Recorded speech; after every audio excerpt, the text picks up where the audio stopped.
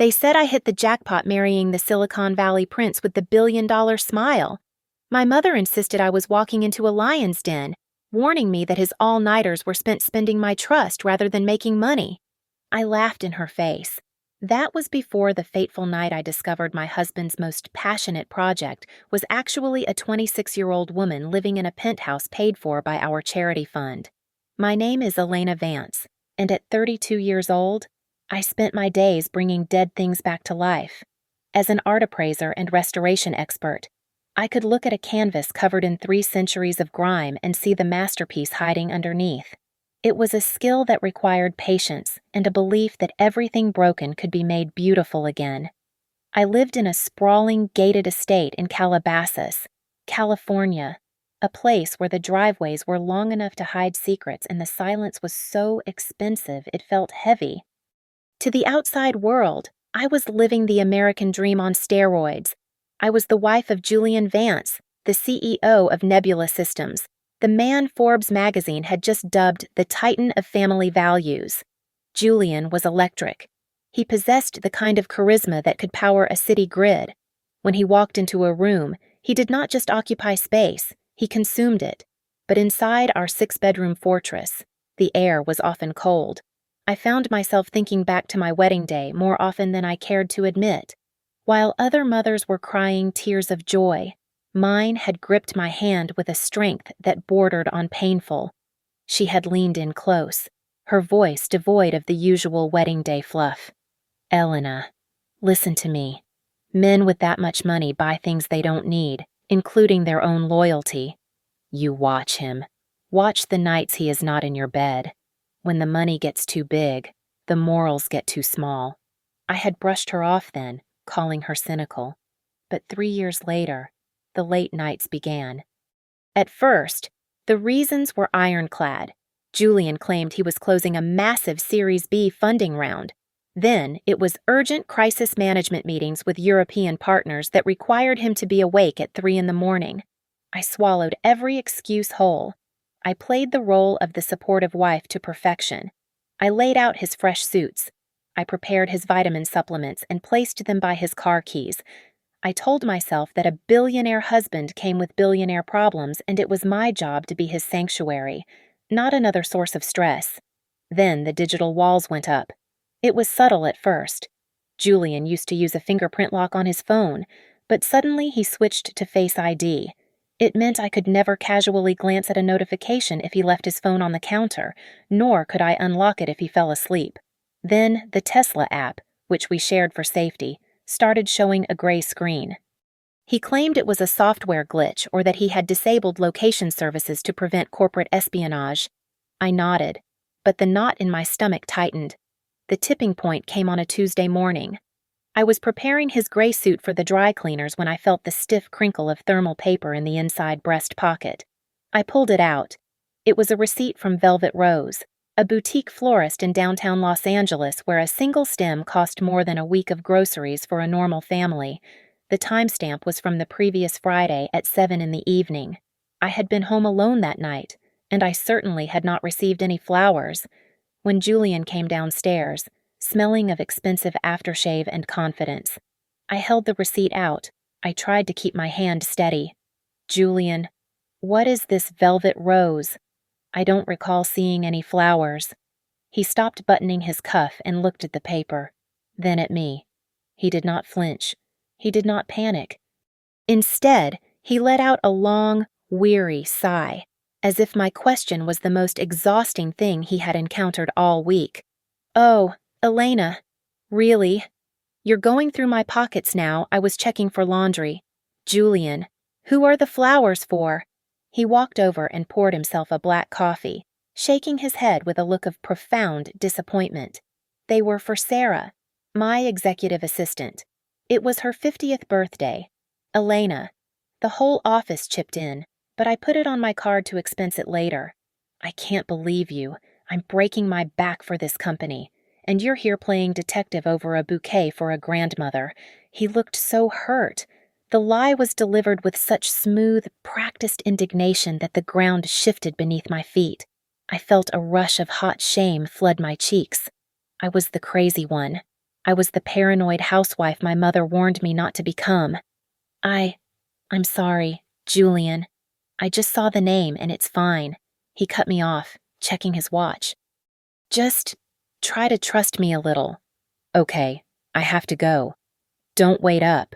He kissed me on the forehead, a cold, perfunctory gesture, and walked out the door. I stood there clutching the receipt, feeling guilty for doubting him, completely unaware that I was holding the first thread of a tapestry that would unravel my entire life. 2 months later, the guilt I had felt over the flower receipt had completely dissolved, replaced by a cold, hard knot of suspicion that sat in my stomach like a stone. The randomness of Julian's schedule had settled into a rhythm that was almost insulting in its predictability. Tuesdays and Fridays were the nights, every single week without fail. The meetings would run long, or the European investors would need emergency conference calls. He would stumble through the front door at 2 or 3 in the morning, his tie loosened, offering tired smiles that didn't quite reach his eyes. I stopped sleeping when he was gone. Instead, I lay in the dark, waiting for the sound of his key in the lock. It was on one of these nights, as I took his shirt to the hamper, that the scent hit me. It was faint but undeniable. I buried my face in the collar of his custom-made dress shirt, inhaling deeply. It was not the cloying sweetness of cheap perfume, nor was it the sterile smell of an office boardroom. It was the rich, earthy aroma of sandalwood mixed with a very specific vanilla-infused beeswax. It smelled like a high-end spa, the kind where membership cost more than a mid-range sedan. It was the scent of relaxation, not work. One Friday night, Julian came home so exhausted he barely managed to kick off his shoes before collapsing into a deep, snoring sleep. He had been careless. On the nightstand, his iPad pulsed with a soft light. He had forgotten to sign out of the shared family iCloud account. My heart hammered against my ribs as I picked it up. My fingers hovered over the screen. Just a peek. Just one look, I whispered to myself, my voice trembling in the empty room. I opened the calendar app. There were no meetings listed for that night at the Nebula Systems headquarters. Instead, there was a recurring block of time from 8 in the evening until 2 in the morning labeled simply as Project Serenity. I tapped on the location pin. It did not drop at an office park or a conference center.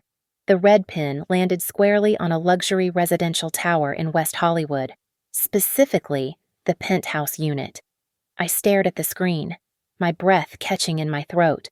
The urge to wake him up, to scream and shake him until the truth fell out of his pockets, was overwhelming. But I stopped myself. I was an art appraiser. My entire career was built on patience, on looking at a beautiful canvas and finding the microscopic cracks in the paint that proved it was a forgery. I knew how to look for the fake strokes in a masterpiece. I realized then that my marriage was just another counterfeit painting, and I needed to find every single flaw before I exposed it. I placed the iPad back down and went downstairs to my laptop. I needed to follow the money. I logged into our joint finances, but everything looked pristine. Then I remembered the secondary account, the one we kept for venture capital opportunities. I dug into the statements. There were transfers, regular and substantial, going to an entity called Lux Haven. I typed the name into the search bar. It wasn't a tech startup or an investment firm. It was a boutique interior design consultancy.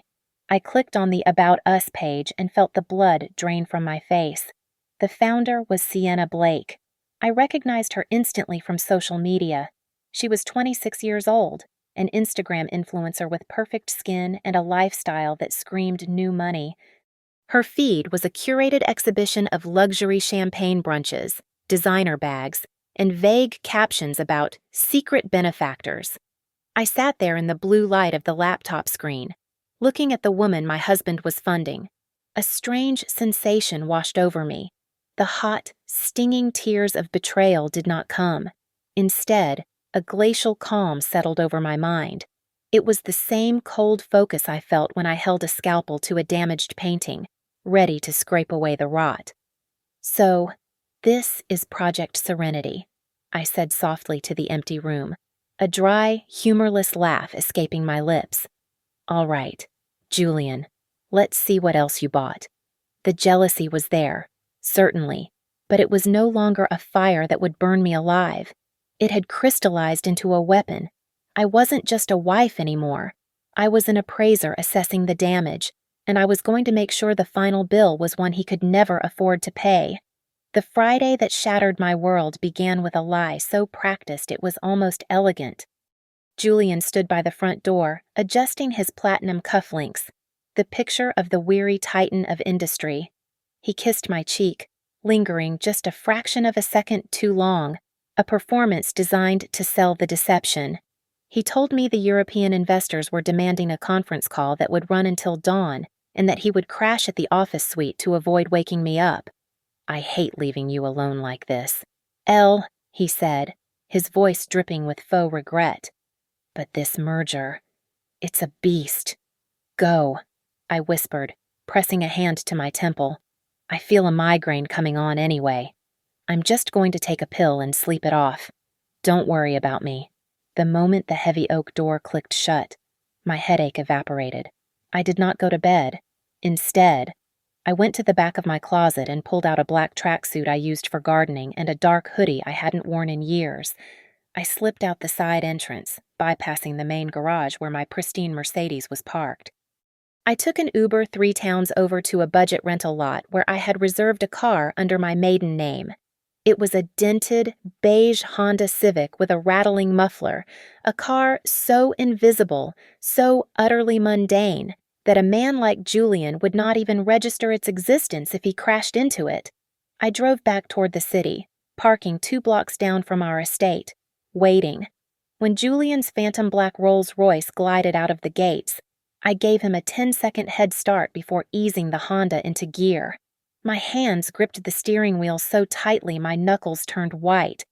Following him was terrifyingly easy. He wasn't driving toward the Nebula Systems headquarters in Silicon Beach. He was heading straight for West Hollywood. He pulled into the underground garage of the Eclipse Towers, a residential skyscraper known for housing celebrities and trust fund babies who wanted privacy. I parked the Honda on the street, pulled my hood up, and walked into the lobby. It smelled of expensive lilies and floor wax. The night concierge was a young man, barely 20, slumped behind the marble desk with his eyes glued to a tablet streaming a basketball game. I approached him, lowering my voice to a frantic whisper. I slid a folded stack of cash across the counter, $500. Excuse me, I think my husband just went up. Tall, handsome, navy suit. He forgot his heart medication in the car. I just need to make sure he made it to the elevator safely.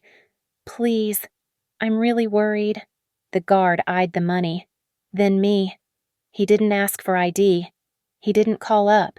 He just shrugged and tapped a few keys on his console. Yeah, he just got on. Private lift to the penthouse. Want to see. He turned the monitor toward me. The feed was grainy and black and white, but the image was sharp enough to slice through my heart. The elevator doors had just closed. Julian was not checking his emails. He was not looking at his watch. He was pinning a woman against the mirrored wall of the elevator car. It was Sienna Blake. I watched in a frozen silence as my husband, the man who had vowed to forsake all others, buried his hands in her hair. They kissed with a hunger that made my stomach turn, a raw, desperate passion he hadn't shown me in years. His hand slid down to her waist, gripping her with a possessiveness that made me nauseous. Whoa! The guard chuckled, clearly oblivious to the fact that he was showing a woman her own funeral. Looks like he's feeling fine to me. A scream rose in my throat, a primal, jagged thing that wanted to tear the lobby apart. But I swallowed it. I forced it down into the pit of my stomach where it began to harden into something cold and heavy. I took out my phone. Can I record this? For the doctor, so he knows his heart rate is elevated. The lie was absurd, but the guard was already looking back at his game.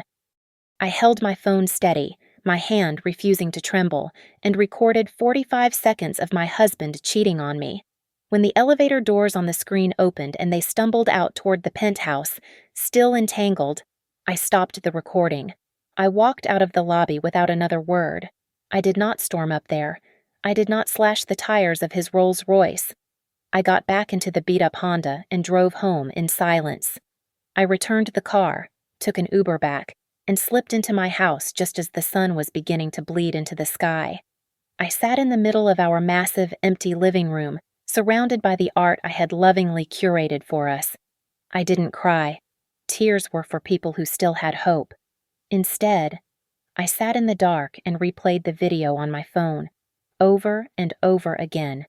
I watched it not as a wife, but as an appraiser inspecting a forgery. I was looking for the weak points. I was looking for the loose threads.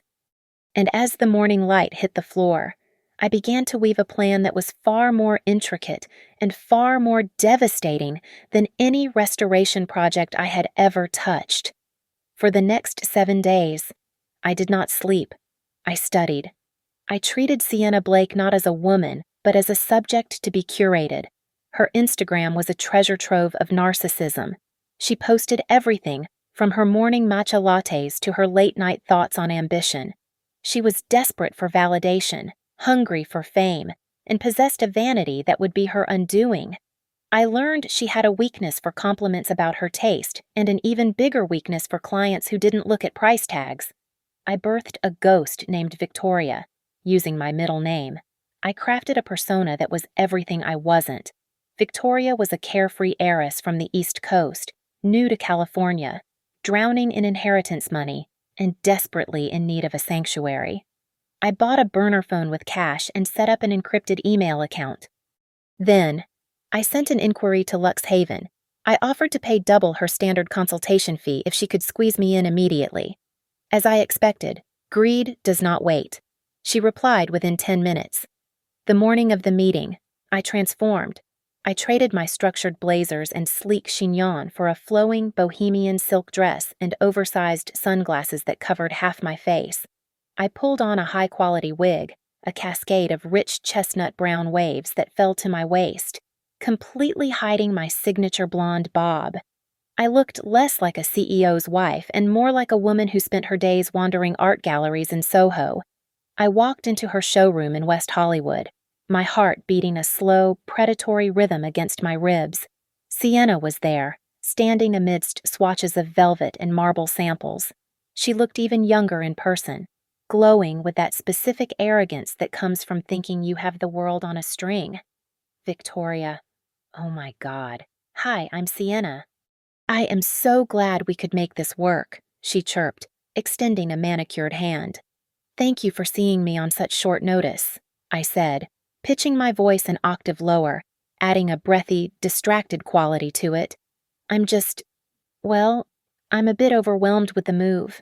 I need this house to be perfect. Money isn't an issue, obviously. I just need peace. Sienna's eyes lit up like a predator sensing a wounded animal. She ushered me to a plush velvet sofa, already launching into a rehearsed speech about her design philosophy and her exclusive connections with European artisans. I nodded along, feigning awe, but my eyes were locked on her wrist. There, glittering under the showroom lights, was a diamond tennis bracelet. It was delicate, vintage, platinum. I recognized it instantly. Julian had told me he bought it for his mother's 70th birthday 3 months ago. I felt a phantom pain in my chest, sharp and cold, but I forced a smile onto my face. Oh, that bracelet is exquisite, I said, pointing a trembling finger at it. Is that? Art Deco Sienna beamed, touching the diamonds with a smug satisfaction. You have a great eye. Yes, it's a gift from, well, let's just say a very generous admirer. He has impeccable taste. He must love you very much, I murmured, leaning back and letting my shoulders slump, playing the part of the lonely rich woman to perfection. My husband. Well, he buys me things, but he's never actually there. You know, it's just me and the credit cards most nights. The bait was cast. Sienna's professional mask slipped, replaced by a conspiratorial smirk. She leaned in closer, lowering her voice as if we were already best friends sharing secrets at a slumber party. I totally get it. Men are complicated. My guy is super successful too, like run the world successful. But he's stuck in this really unhappy situation at home. His wife is just, ugh, oh no, I whispered, covering my mouth with my hand. That sounds terrible for you. It is. But he's making plans. That's why I work so hard, to build our future. I looked at her, really looked at her. She wasn't just sleeping with my husband. She was building a life on the foundation of my stolen money. My objective shifted in that moment. I didn't just want to prove he was cheating. I wanted to map out every dollar he had funneled into this girl's fantasy life. I wanted to own their secrets before I destroyed them. We have so much to talk about. Sienna, I said, and for the first time that day, I wasn't lying.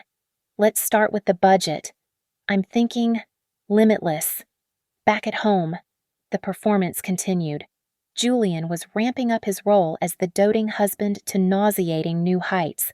Over a dinner of grilled salmon that he barely touched, he slid a glossy brochure across the marble island. It was for the Ritz-Carlton's grand ballroom. 5 years. Elena. Can you believe it? He asked, his eyes crinkling with that practiced warmth that used to make my knees weak. I want to throw a gala, a real celebration, not just for us, but to launch the expansion of the Vance Foundation. You've worked so hard on the charity board. You deserve the spotlight. I looked at him, marveling at how easily the lies rolled off his tongue. He was planning a party to celebrate our union while he was actively dismantling it. That sounds wonderful. Julian, I said, forcing a smile that felt like it was carved out of ice. I'll make sure it's a night everyone remembers. The next morning, I was back in the Lux Haven showroom, transformed once again into Victoria Vance. Over the last few sessions, Sienna had grown comfortable. Too comfortable. She saw Victoria not just as a client, but as a mirror, another wealthy, lonely woman who understood the burden of being fabulous. We were looking at velvet swatches for my imaginary library when she started talking about him again. He is just so stressed lately. Sienna sighed, throwing herself onto a chaise lounge, planning this huge event for his company. And he has to drag her along. I paused, holding a square of crimson fabric. The wife, God, yes. You should hear him talk about her. He says she is totally frigid, just dry. She laughed, a cruel, tinkling sound. He says living with her is like living in a museum. She cares more about her dusty old paintings than she does about him. Apparently, she doesn't even know how to touch him properly. He says she's just dead weight. My hand tightened around the fabric until my knuckles turned white. The insult stung, not because it was true, but because it was such a cheap, cliché justification for his betrayal. He had painted me as the cold, sexless villain to justify his own lack of honor. I swallowed the bile rising in my throat and leaned in, tapping the clasp of my handbag where a high-fidelity voice recorder was spinning silently.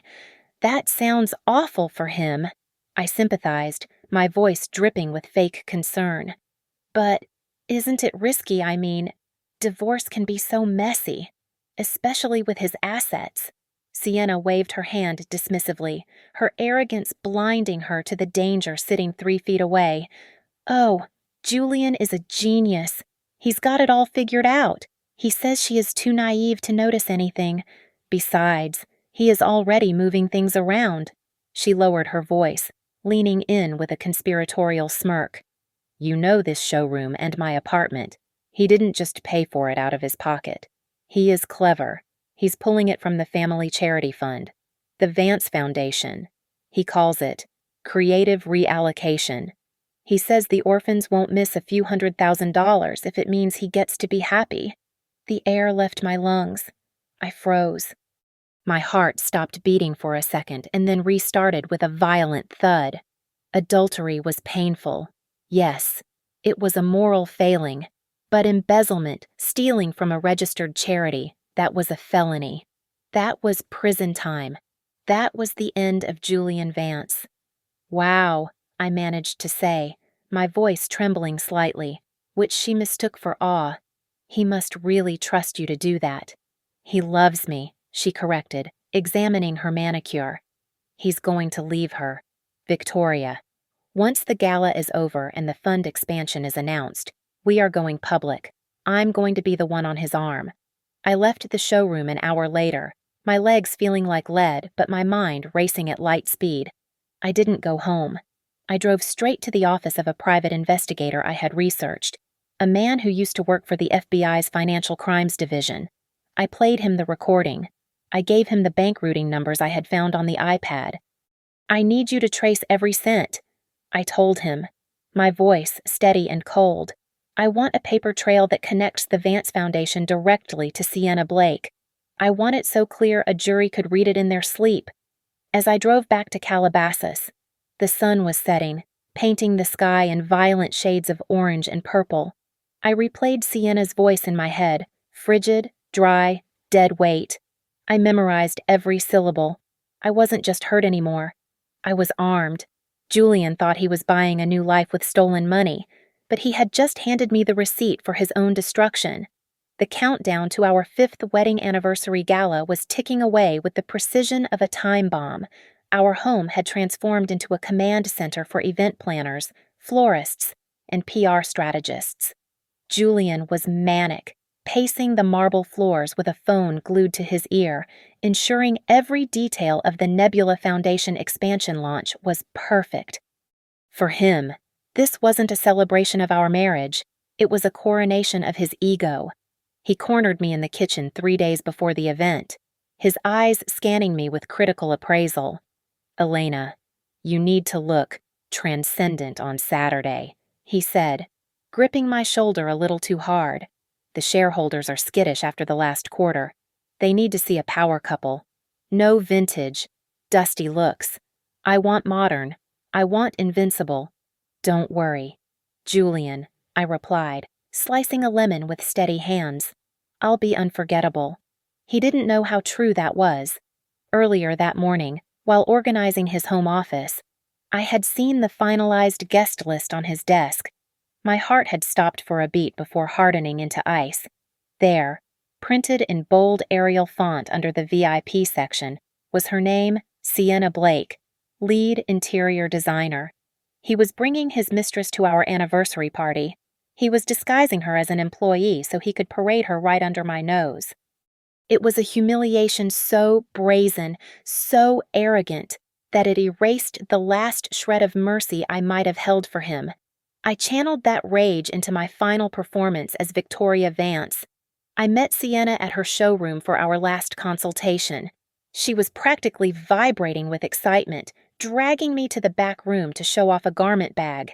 "You have to see this!" she squealed, unzipping the bag to reveal a dress that cost more than a Honda Civic. "It's custom. $20,000. Julian paid for it. Of course. He wants me to look distinct." It was a beautiful dress, I had to admit, but she was torn between 2 color swatches for the final overlay, a soft, safe champagne or a deep, aggressive burgundy. "I want to outshine her," Sienna confided, her eyes gleaming with malice. "I want everyone to look at me, not his boring wife. Which one says I'm the future?" I touched the burgundy fabric. I knew the lighting design for the gala perfectly because I had approved it myself. The theme was Nebula, meaning the stage lighting would be heavy on cool blues and ultraviolet hues. Under those specific lights, burgundy wouldn't look rich. It would turn into a muddy, bruised black that would drain all the color from her skin, making her look tired and severe. "The burgundy," I said, my voice dripping with admiration. "Definitely the burgundy. It screams power. Sienna, the champagne is too safe. If you want to own that room, you wear the red." "You're so right," she said, hugging the fabric to her chest. "God, Victoria, I'm going to miss you. You're the only one who gets it." "Oh, I have a feeling we'll be seeing each other again very soon." I smiled. I left her to her delusions and went to work on my masterpiece. I sat at my computer for 12 hours straight. I wasn't restoring a painting this time. I was curating a tragedy. I took the security footage from the elevator, the voice recordings from my purse, and the highlighted bank statements showing the transfers from the charity fund. I edited them together with the precision of a surgeon. I synced Sienna's cruelest insults to match the visuals of the stolen money. The final product was a video file exactly 5 minutes long. The last piece of the puzzle was the delivery system. I drove to a small equipment rental shop in Burbank to meet Mike, a lighting technician who used to work for the gallery I managed years ago. I had once paid for his daughter's dental surgery when he was short on cash, and he had never forgotten it. I handed him a USB drive and an envelope of cash, though I knew he would have done it for free. Mike, I need a favor, a big one. At the Ritz-Carlton on Saturday. He weighed the drive in his hand, looking at my face. He didn't ask what was on it. He saw the grim determination in my eyes, the look of a woman who had burned her bridges and was now lighting the match for the rest of the world. Just tell me when to hit play. Elena, he said quietly. When Julian starts talking about honesty. I replied, that's your cue. I drove home with the windows down, the California wind whipping through my hair. The stage was set. The players were in position. Julian wanted a night the world would never forget. I was going to give him exactly that. The grand ballroom of the Ritz-Carlton was vibrating with the low hum of 300 wealthy people pretending to like each other. The air smelled of expensive lilies, champagne, and raw ambition. It was the perfect stage for a massacre, and I was dressed for the occasion. I wore emerald green, a floor-length silk gown that clung to my body like a second skin. Julian hated green. He had explicitly requested I wear gold or white, colors that suggested submission and purity. But tonight, I was not his wife. I was his executioner. Julian gripped my waist for the photographers, his fingers digging into my side with a possessive tightness that made me want to scream. He flashed his billion-dollar smile at the flashing bulbs, playing the role of the adoring husband to perfection. I thought we agreed on the gold dress. Elena, he hissed through his teeth, keeping his smile frozen in place for the cameras. You look aggressive. I feel aggressive, darling, I whispered back, leaning my head on his shoulder. Happy anniversary. Despite his grip on me, his eyes were darting around the room, scanning the crowd with a desperate hunger. I knew exactly who he was looking for. And then, she appeared. Sienna Blake made her entrance like she was walking a runway. She was wearing the burgundy dress I had convinced her to buy as Victoria, but under the cool, ultraviolet lighting of the ballroom, the deep red fabric did not look regal. It looked muddy and bruised, draining the color from her skin and making her look severe and washed out. She spotted us and glided over, holding a champagne flute, her hips swaying with a practiced provocation. Mr. Vance, she purred, extending a hand. Congratulations on the big night. The setup looks incredible. Sienna, Julian said, his voice dropping an octave, a subtle shift that made my stomach turn. I'm glad you could make it. Elena, this is Sienna Blake. She's the interior designer consulting on the new headquarters project. I turned to her, letting a slow, predatory smile spread across my face. I looked her dead in the eyes. Without the brown wig, the oversized sunglasses, and the bohemian clothes of Victoria, I was a stranger to her. She looked at me with a mixture of boredom and pity, seeing only the frigid wife she had heard so much about. It is a pleasure to finally meet the woman behind the vision, I said, my voice smooth and dangerous. You know, it's the strangest thing. You look so familiar to me. It is almost as if I have heard your voice 1,000 times before. Sienna blinked, her confidence faltering for a split second. A flicker of confusion crossed her face, but she quickly masked it with a laugh. I have a very common face. Mrs. Vance. We probably shop at the same boutiques. Maybe, I said, stepping closer until I was invading her personal space. Or maybe small worlds just have a way of colliding. She took a nervous sip of her drink and excused herself to find her seat, clearly unsettled but unable to pinpoint why. As she walked away, I caught the eye of my mother across the room. She was standing by the open bar, holding a glass of sparkling water. She didn't wave. She didn't smile. She just looked at me, then at Julian, and then back to me. She saw the emerald dress. She saw the steel in my spine. She didn't know what I was about to do, but she knew her daughter was gone and someone else was standing in her place. She gave me a single, barely perceptible nod. The lights in the ballroom dimmed, signaling the start of the main event. A hush fell over the crowd as the spotlight hit the center stage. Julian adjusted his tie, kissed my cheek one last time for the audience, and walked up the stairs to the podium. He looked magnificent. I had to give him that. He looked like a man who owned the world. "Ladies and gentlemen, friends, partners," Julian began, his voice booming through the high-quality sound system. "Thank you for being here tonight.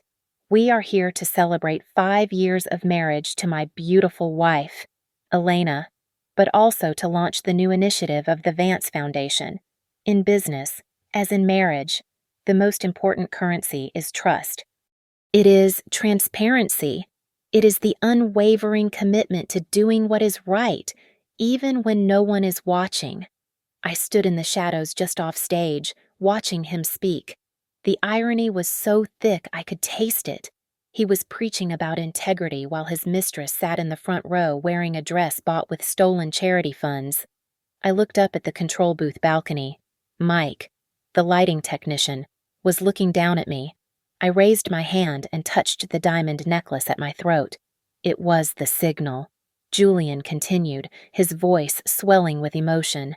"I have built this company on a foundation of honesty, and I want to thank the people who made me who I am." "You're welcome, Julian," I whispered into the darkness. It was time to show the world exactly who he was. Julian paused for effect, his hand resting theatrically over his heart as he looked out at the sea of tuxedos and designer gowns.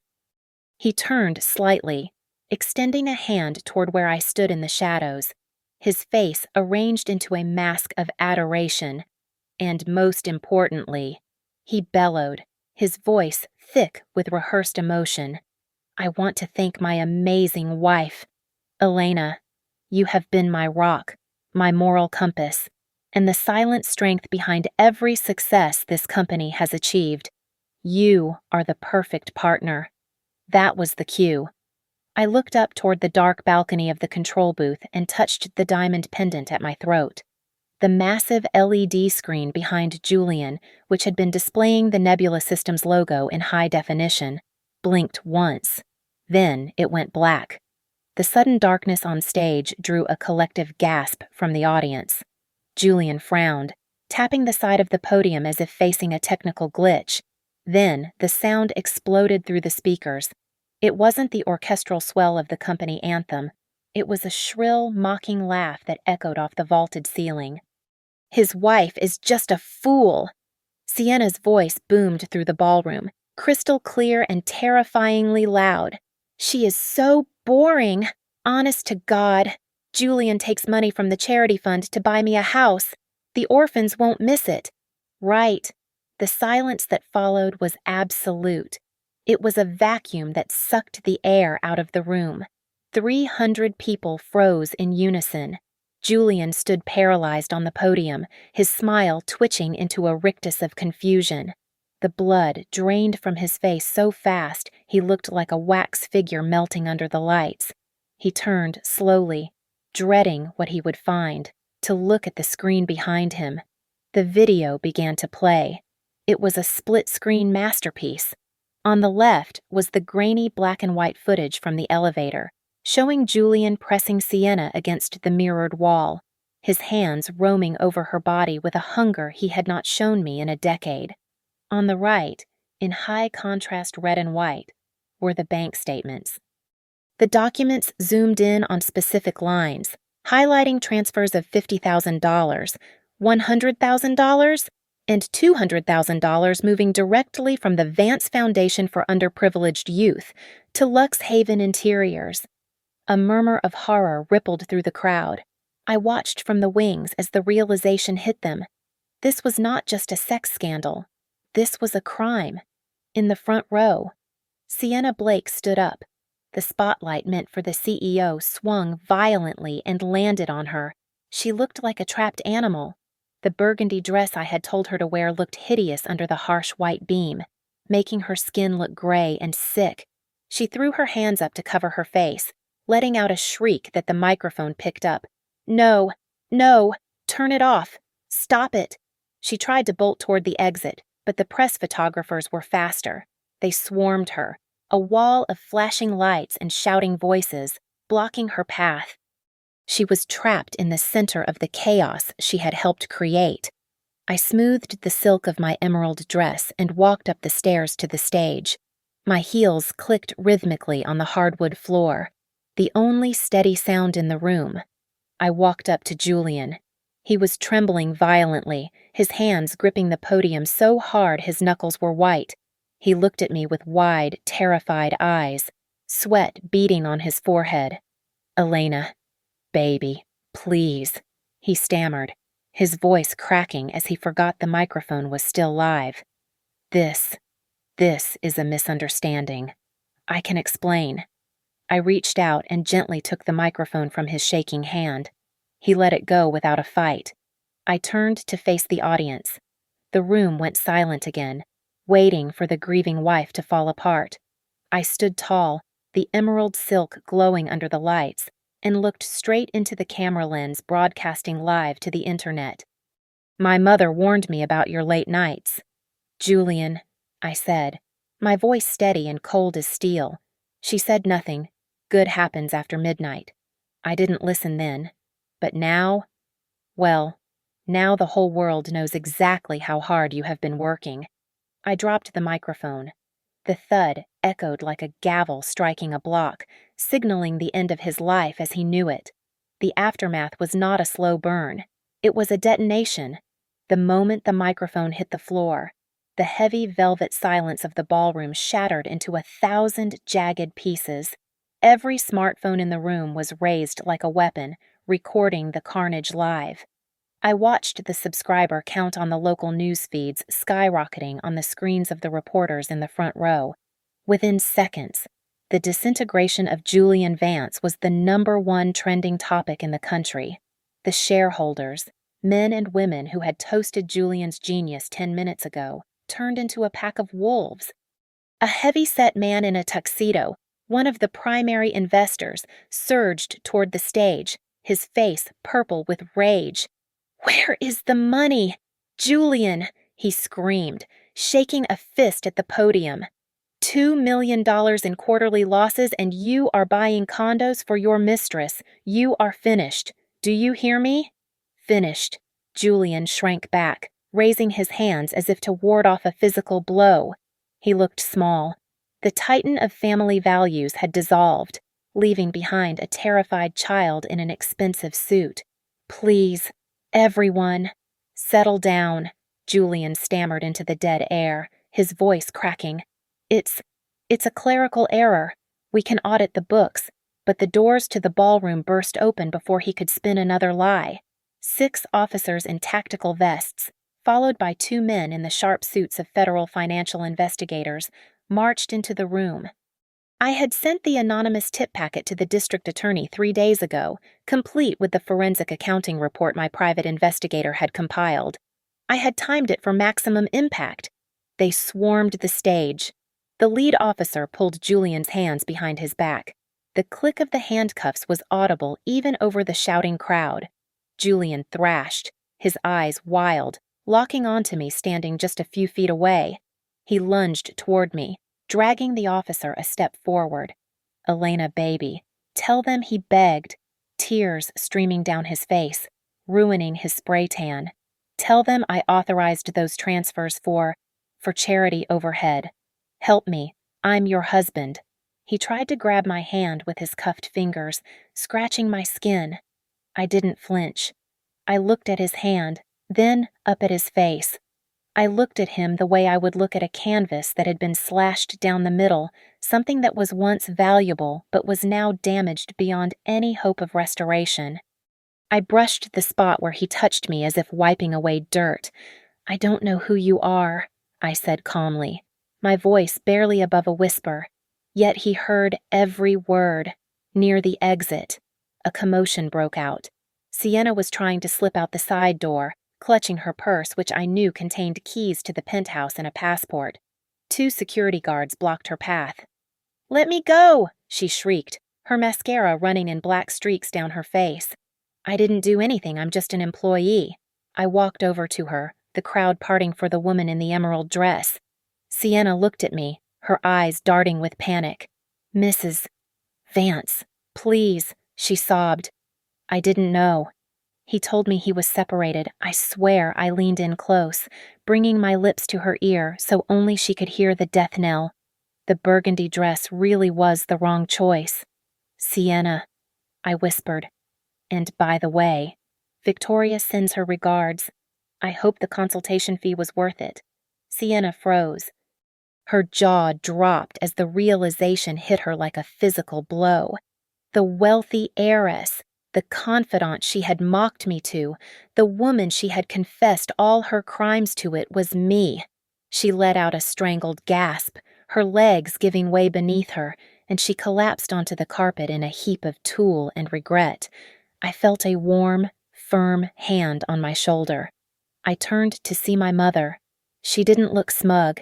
She didn't say the words, "I told you so," even though she had earned the right to scream them from the rooftops. Instead, she looked at me with a fierce, burning pride. She squeezed my hand, anchoring me back to reality. "Let's go, Elena," she said softly. "The show is over." We turned and walked toward the exit, heads held high, behind us. The chaos reached a fever pitch. Elena Julian screamed, a raw, desperate sound that tore through the ballroom. "Elena. Don't leave me, Elena." I didn't look back. 10 minutes. That was all it took to turn a billionaire into an inmate. I walked out into the cool night air, leaving the ruins of my marriage burning brightly behind me. By 9 o'clock the next morning, my lawyer had filed the divorce papers. We did not just knock on the door, we kicked it down. With the high-definition video evidence of his adultery and the active federal investigation into the embezzlement, the infidelity clause in our prenuptial agreement triggered like a steel trap. It was the most aggressive clause my father had insisted on. And it was beautiful. The fallout was immediate and catastrophic. The stock price of Nebula Systems plummeted, losing 40% of its value in under 3 hours. The board of directors, the same men who had toasted Julian's genius the night before, convened an emergency meeting and voted unanimously to terminate him. He was fired before lunch, served up as a sacrificial lamb to save the company's plummeting reputation. Sienna fared no better. Because she had knowingly accepted stolen funds to pay for her showroom and the penthouse, the district attorney did not view her as a bystander. She was charged as an accomplice to embezzlement and receiving stolen property. The police slapped yellow tape across the doors of Lux Haven, her social media. Once her temple of vanity, became her graveyard. The internet turned on her with a ferocity that was terrifying to watch, destroying her reputation permanently. The settlement negotiations were short. To avoid a prolonged public trial that would further damage the company's stock, Julian's lawyers conceded everything. I was awarded the Calabasas estate, his art collection, and a lump sum for emotional distress and fraud that carried 7 zeros. I went to see him one last time. It was a week later. The visiting room at the county jail smelled of bleach and despair, a stark contrast to the lavender-scented air of our home. Julian sat on the other side of the glass partition. He looked 10 years older. His hair was unwashed, his designer suit replaced by an orange jumpsuit that washed out his complexion. The arrogance was gone, replaced by a hollow, shaking confusion. He picked up the receiver, his hands trembling against the plastic. "Elena, why did you have to do it like that? You could have just divorced me. We could have settled quietly. Why destroy everything? It was just, it was just a mistake. You ruined my life over a fling. I looked at him, searching for any flicker of the man I had once loved. I found nothing. I felt absolutely nothing, no hate, no love, just the cool indifference of a job well done. I leaned into the microphone. The cruelty of my actions is just a mirror reflecting your betrayal. Julian, you didn't just cheat, you stole. You destroyed my trust for 3 years. I simply destroyed your delusions. You wanted a life of excitement? Well, enjoy the drama. I hung up the phone while he was still stammering, his mouth opening and closing like a fish out of water. I stood up and walked away, leaving him in the box he had built for himself. As I passed through the security checkpoint, I looked down at my left hand. The diamond ring, a rock the size of a grape, sparkled under the fluorescent lights. It felt heavy, like a shackle made of carbon. I slipped it off my finger. The metal felt cold. Without a second thought, I tossed it into the plastic bin next to the X-ray machine, right on top of a pile of confiscated lighters and empty soda bottles. Keep the change, I told the stunned guard. I walked out of the heavy steel doors and into the blinding brightness of the California sun. The air tasted sweeter than it ever had in the mansion. I walked across the lot to my car, not the sedan Julian liked, but a vintage red convertible I had bought with my own money that morning. My phone buzzed on the passenger seat. It was a notification from my bank. The first transfer from the asset liquidation had cleared. I smiled, putting on my sunglasses to shield my eyes from the glare. I turned the key, and the engine roared to life, a deep, throaty growl that sounded like freedom. I wasn't the wife of a billionaire anymore. I wasn't a victim. I was Elena Vance, a woman who could restore a masterpiece or burn down a fortress, depending on how you treated her.